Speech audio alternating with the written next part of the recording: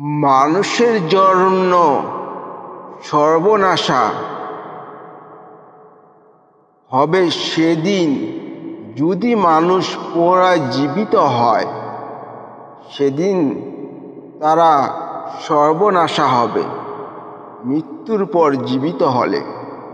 এ সম্পর্কে পবিত্র কুরআনে আল্লাহ তাআলা বলেন, মহান আল্লাহ তাআলা বলেন,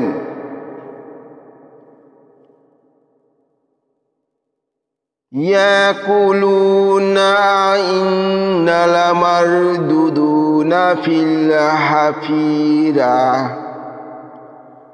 আইজা কুন্না ইজামান নাকিরা কালু তিলকা ইজান কাররাতুন খাসিরা। অর্থ, ইয়াকুলুনা ইন্নাল মারদুদুনা ফিল হাফিরা, তারা বলে, আমরা কি পূর্ব অবস্থায় প্রত্যাবর্তিত হবই? আইজা কুন্না ইজামান নাকিরা, গলিত অস্থিতে পরিণত হওয়ার পরও। কালু তিলকা ইজান কাররাতুন খাসিরা, তারা বলে, এ প্রত্যাবর্তন হলে তো সর্বনাশা হবে। সূরা নাজিয়াত এর আয়াত 10, 11 এবং 12 নম্বর আয়াত থেকে বলা হলো।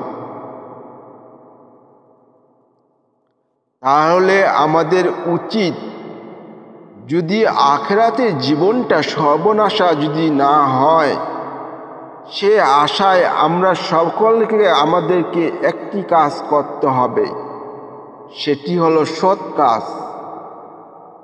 ঈমান এনে সৎ কাজ করতে হবে, তবেই আখিরাতের জীবনটা বিফলে যাবে না। দুনিয়াতে সৎ কাজ করলে কোনো আইন শৃঙ্খলা বাহিনী পাকড়াও করবে না, গ্রেপ্তার করবে না। কিন্তু একটি অনৈতিক কাজ করলে দুনিয়াতে যেমন পাকড়াও করবে আইন শৃঙ্খলা বাহিনী, ঠিক তেমনি আখিরাতেও জীবনটা পেলে সেখানেও পাকড়াও করবে।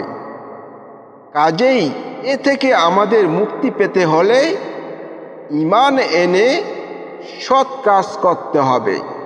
তাহলে আমরা দুনিয়া এবং আখিরাতে উভয় জগতে আমাদের মুক্তি নিশ্চিত করতে পারব।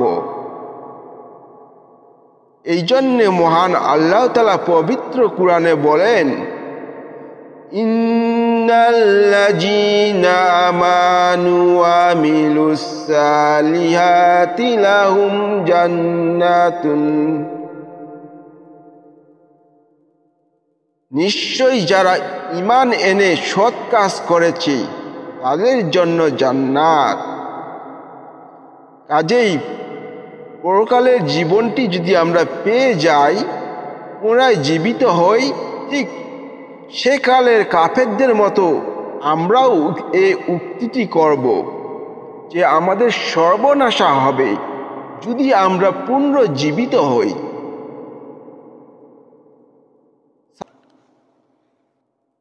কাজেই দুনিয়া এবং আখিরাতে মুক্তি পেতে চাইলে আমরা সব সময় কুরআনের একটি সর্বশ্রেষ্ঠ দোয়া, এটি আমল করি। রব্বানা আতিনা ফিদ দুনিয়া হাসানাতাও ওয়া ফিল আখিরাতি হাসানাতাও ওয়া কিন্না আযাবান নার। অর্থ, হে আমাদের প্রতিপালক, ইহকাল ও পরকালে আমাদের মঙ্গল এবং আমাদিওকে দোজখের শাস্তি হতে রক্ষা করো। কারণ এই দোয়াটি করলে আমাদের ইহকাল পরকালে মুক্তি হবে।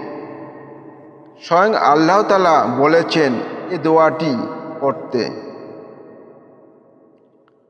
আসুন আমরা যেন কাফেরদের মতো, নাস্তিকদের মতো সে জাতিতে পরিণত না হই।